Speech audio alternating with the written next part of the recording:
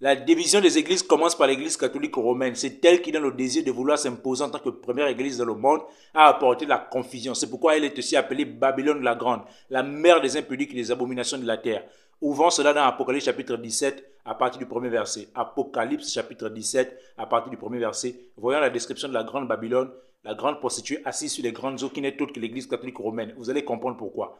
Puis un des 7 anges qui tenait les 7 coupes vint. Il m'adressa la parole en disant, viens, je te montrerai le jugement de la grande prostituée qui est assise sur les grandes eaux. C'est avec elle que les rois de la terre se sont livrés à l'impudicité, et c'est du vin de son impudicité que les habitants de la terre se sont enivrés. Il me transporta en esprit dans un désert. J'ai vu une femme assise sur une bête écarlate, plein de noms de blasphème, ayant 7 têtes et 10 cornes. Cette femme était vêtue de pourpre d'écarlate, parée d'or, de pierres précieuses et de perles. Elle tenait dans sa main une coupe d'or, remplie d'abominations et d'impuretés de sa prostitution. Sur son trône et sur son front était écrit un nom, un mystère. Babylone la grande, la mère des impudiques et des abominations de la terre. Je vis cette femme ivre du sang des saints et du sang des témoins de Jésus. Et en la voyant, je fus saisi d'un grand étonnement. Voyez-vous? Donc ça, c'est la description de la grande prostituée, Babylone la grande, assise sur les grandes eaux. Pourquoi l'appelle-t-on Babylone? Pour comprendre l'origine du nom Babylone, il faut qu'on reparte dans la première alliance, notamment en Genèse chapitre 11. Parce que là-bas, il y a une tour que les hommes ont voulu bâtir et qui a été appelée après Babel, la tour de Babel. Or, Babel signifie confusion. D'abord, allons-y en Genèse chapitre 11, à partir du premier verset. Que nous dit la Bible au sujet de la tour de Babel? Toute la terre avait une seule langue et les mêmes mots. Comme ils étaient partis de l'Orient, ils trouvèrent une plaine au pays des Chinéars et ils y habitèrent. Ils se dirent l'un à l'autre, allons, faisons des briques, cuissons-les au feu. Et la brique leur servit de pierre et le bitume leur servit de ciment. Ils dirent encore, allons, bâtissons-nous une ville et une tour dont le sommet touche le ciel et faisons-nous un nom afin que nous ne soyons pas dispersés sur la face de toute la terre. L'Éternel descendit pour voir la ville et la tour que bâtissaient les fils des hommes, et l'Éternel dit, voici, ils forment un seul peuple, et ont tous une même langue. C'est là ce qu'ils ont entrepris. Maintenant, descendons et confondons leur langage, afin qu'ils n'entendent plus la langue les uns des autres. Et l'Éternel les dispersa loin de la face de toute la terre. Ils cessèrent de bâtir la ville. C'est pourquoi on l'appela du nom de Babel, car c'est là que l'Éternel confondit le langage de toute la terre et c'est là que l'Éternel les dispersa de la surface de toute la terre. Donc Babel signifie confusion et dispersion. Voyez-vous? Or, c'est l'église catholique romaine, d'après Apocalypse chapitre 17, qu'on a lu tout à l'heure, qui est Babylone la grande et qui est la dispersion justement de l'église. C'est elle qui a engendré la pluralité des dénominations qu'on voit aujourd'hui. Parce que de l'église catholique romaine est née les églises protestantes et les églises protestantes ont engendré d'autres dénominations que nous voyons aujourd'hui. Certains sont catholiques, d'autres sont protestants, d'autres sont baptistes, d'autres sont pentecôtistes, d'autres sont branhamistes, d'autres sont kakouistes, d'autres sont attachés à tel ou tel prophète. D'autres se sont écartés complètement du fondement des apôtres de la doctrine du Seigneur Jésus-Christ. Ils ont créé des dénominations qui n'ont rien à voir avec les Écritures et aujourd'hui ça entraîne la pluralité des langages spirituels. Et tout cela vient de l'église catholique romaine. Vous me direz que la division des églises existait déjà. Les personnes étaient déjà divisées au temps même des apôtres. Oui, c'est pourquoi l'apôtre Paul dit dans Romains chapitre 16, à partir du verset 17, de s'éloigner de toute personne qui cause des divisions et des scandales au préjudice de l'enseignement qu'on a reçu d'eux. Ça, c'est une vérité. Mais cette division n'était pas aussi importante que quand elle a commencé par l'église catholique romaine. Parce que comme je vous l'ai dit, elle a voulu s'imposer en tant que première église dans le monde. Et elle a réussi dans le cœur de toutes les personnes qui ne connaissent pas la vérité de l'évangile.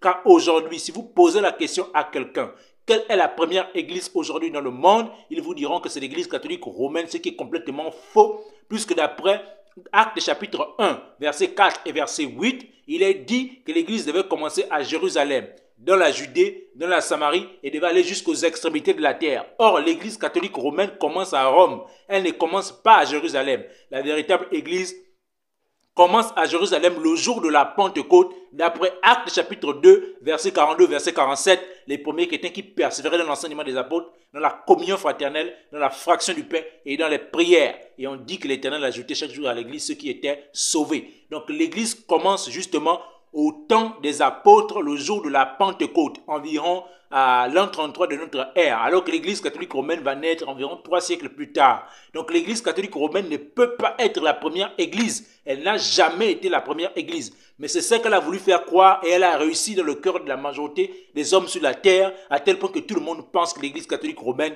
est la première Église. Il n'en a jamais été ainsi. Elle n'a jamais été la première Église. C'est parce que justement, elle est ivre du sang des saints et des témoins de Jésus, d'après ce qu'on a lu dans Apocalypse chapitre 17.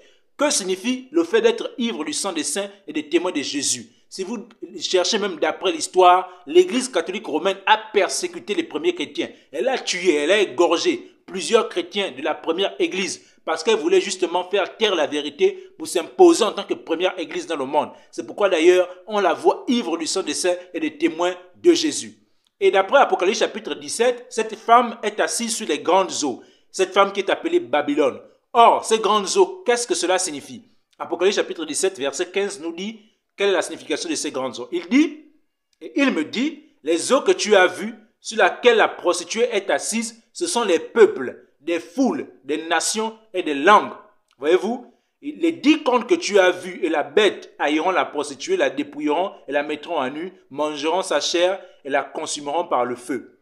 Donc, cette suite-là, on abordera ça dans une autre vidéo. Ce n'est pas l'objet de cette première vidéo-là. Donc, aujourd'hui, on parle véritablement de la confusion qu'a amené l'Église catholique romaine dans le monde.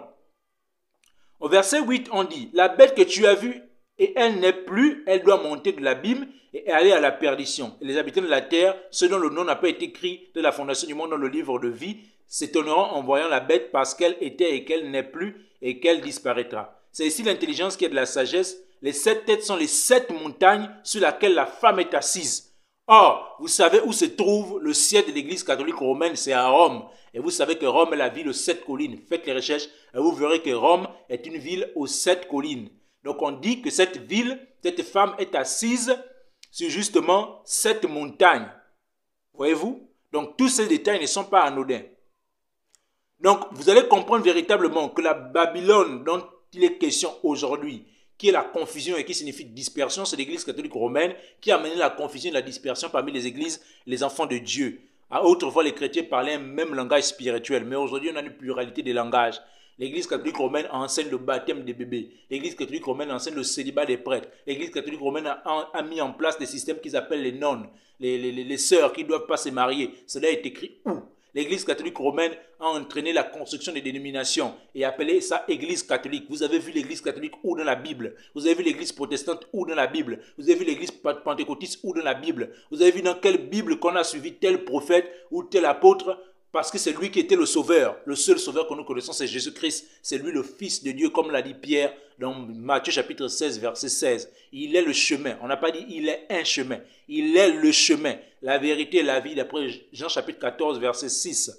Donc on comprend véritablement que l'Église catholique romaine a inculqué dans notre esprit des fausses doctrines, à tel point qu'aujourd'hui, on se retrouve paralysé spirituellement. On n'arrive plus à voir, à être clairvoyant par rapport à la vérité. L'Église catholique romaine est celle qui a apporté la division, la dispersion de l'Église, à tel point qu'aujourd'hui, on a l'impression que la véritable doctrine des apôtres a complètement disparu. C'est parce que l'Église catholique s'est arrangée à le faire et elle continue à le faire aujourd'hui. Mais sauf que son travail a été dispersé et partagé par toutes les dénominations qui sont nées à partir de l'Église catholique romaine. Puisque, comme je vous l'ai dit, elle a créé l'Église catholique. Ils ont créé l'Église catholique, mais après les catholiques sont sortis les protestants. Pensant qu'ils allaient prêcher un message différent ou un message différent du mensonge des catholiques, ils ont perpétué dans le même message en changeant certaines choses seulement. Donc comprenons véritablement que nous devons revenir sur le fondement des apôtres, des prophètes, que nous ne devons rien à l'Église catholique, nous ne devons rien aux dénominations, nous devons tout à la vérité de l'Évangile, de la doctrine des apôtres.